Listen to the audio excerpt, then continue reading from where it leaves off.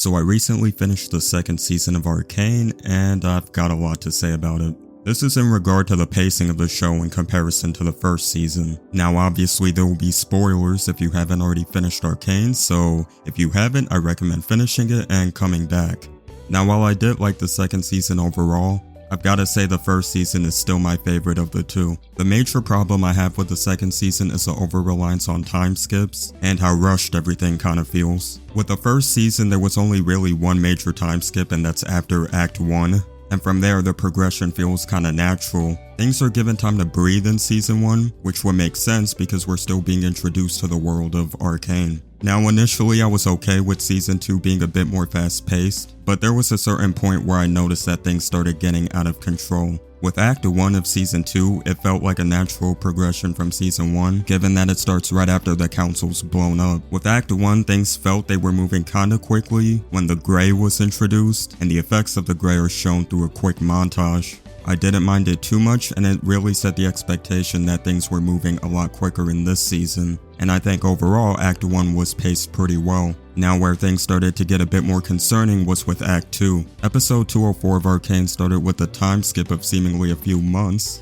and the whole Jinx movement, like the Grey sequence, is shown in a quick montage. This is where I started raising eyebrows, but I was still fine with it cause the rest of the episode felt kinda well placed. And now episode 205 is when I felt things started going way too quick. When the Pit Fighter Vi thing was revealed, I expected it to take a lot more episode time than it did, because like the Grey sequence and the Jinx movement, it's also another montage. After that, Jinx shows up in front of Vi to move the plot along and go after Vander. Again, this was starting to really concern me because it felt like things were moving fast. It would have been nice to see the Pit Fighter Vi era last more than a couple minutes, but I didn't mind it too much because the search for Vander started to slow things down a little bit, and gave a nice character moment between Vander and the girls. Okay, now moving on to episode 206, things are moving quickly again. This time with Vi meeting up with Kate, and Kate betraying Ambessa. Now while this did feel extremely quick, I could somewhat rationalize it because there were scenes showing Caitlyn and Ambessa's relationship, and trust was kinda shaky at best. And now for Act 3, where too many things are happening way too quickly, and it took me a rewatch to process most of the stuff that happened. Now episode 207 is my favorite episode of the entire season, and it's a top 3 for me along with 103 and 107. That episode really felt like one from season 1, because unlike most episodes in the second season, this episode is given time to breathe and focus on characters, while also pushing the plot along. I really did like the contrast of Echo and Heimerdinger pretty much living in paradise, while you have Chase on the other side fighting for his life in this post-apocalyptic wasteland, and it puts focus on my two favorite characters, Echo and Powder/Jinx. This scene of Echo and Powder is so cute, but it's also giving me flashbacks of another depressing animated show on Netflix. And now this is where things started really slipping for me. Episode 208 felt like it needed more. The scene of Chase gathering people from Piltover and Zaun should have been the moment where grievances were aired, and Savika could have been the one to mention how unfairly Zaun has been treated, and there should have been more pushback on why they should even help Piltover to begin with. I do like the silent exit that Scar and Savika make after the proposal that Chase gives, and I think it was an appropriate response, but I think this should have been done after the people of Zaun aired out their grievances to begin with. And let me just say, and I'ma definitely offend some shippers with this, but I don't think that scene with Kate and Vi in the cell was really necessary, especially Vi after your sister gives you an obvious hint that she's gonna end it all. And lastly, with episode 209, this really just needed to be longer. Even 10 minutes longer could have been enough to include some more slow moments that would balance out the fast moments that were going on in the episode, because as it is, everything's just happening way too quickly, and the balance between character moments and pushing the plot forward is being affected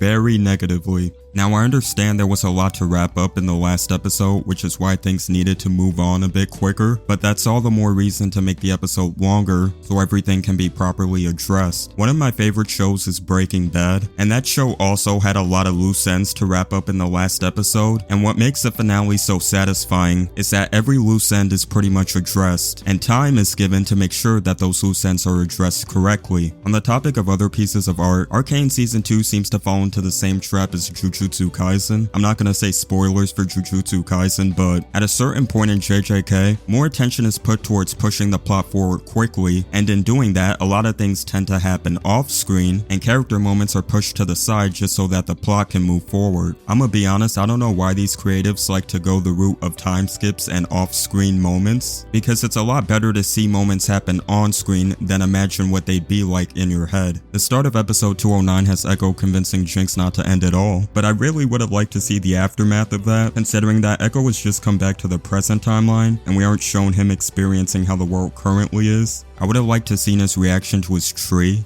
and him reuniting with the Firelights who thinks he's dead. I would have also liked to seen him have more heart-to-heart conversations with Jinx, and seen how much closer they had gotten, especially considering their Act 3 designs are inspired heavily off of each other. It's just a case of needing more slow moments to balance out the fast ones with this act. There could have been a convo like, by the way, while you've been gone, Vi became an enforcer and Caitlyn unleashed toxic gas on Zaun. Isn't that crazy? This act also could have included a conversation between Savika and Jinx about Isha, because after Act 2 she's not really mentioned, and Savika barely has any lines in this act as it is. And also another thing, a conversation between Echo and Vi, because you'd think with how close they were as kids and even in 107 that they'd have a lot more to say to each other, and it does kinda annoy me that throughout the entire season they didn't have a single conversation with each other. Going from the meeting with Jason straight into the battle felt really jarring, but again, a case of them needing to move things along with the time they were given. The hype moment for me in 209 was Echo and Jinx's return, but it would have hit so much harder if we had those slow moments that I just mentioned. I'm kinda mixed on the whole Jinx sacrifice thing, cause it really wouldn't have happened if Vi decided to lock in and realize Vander really wasn't there anymore. I like that Savika gets a seat at the council, but there really needed to be more Zaun representation than just her. And with the ending, I like that it shows Jinx escaping in the blimp, but what would have made it satisfying to me is seeing a green hoverboard chase after it, going back to the theme of no matter what happened in the past, it's never too late to build something new. Real talk, Echo and Jinx are my favorite characters and I just want them to be happy together. Is that too much to— I've seen the ratings from IMDb on Arcane Season 2 Act 3 episodes, and I'm not one usually to judge things by numbers, but I think these might be a little bit overinflated. So here's mine. 207 is 10 out of 10, 208 is 8 out of 10, and 209 is 7 out of 10. Now 7 out of 10 doesn't mean bad, but there's so much more that could have been added that I don't think the final episode really deserves a 9 out of 10. I still like Season 2 of Arcane, but I definitely prefer Season 1. Arcane as a whole is still a top tier show, and it holds its spot as one of my favorite shows. And thankfully this won't be the last time seeing these characters because they've already confirmed that they're doing spin-offs. These spin-offs can even help alleviate some of the issues that I found with the pacing in this season. It's nice to know while this is the end of the story of the Arcane, it's not the end for the stories of these characters themselves. Anyway, that was all for me, Shredder GG, and till the next one. Genius plays! Echo wins!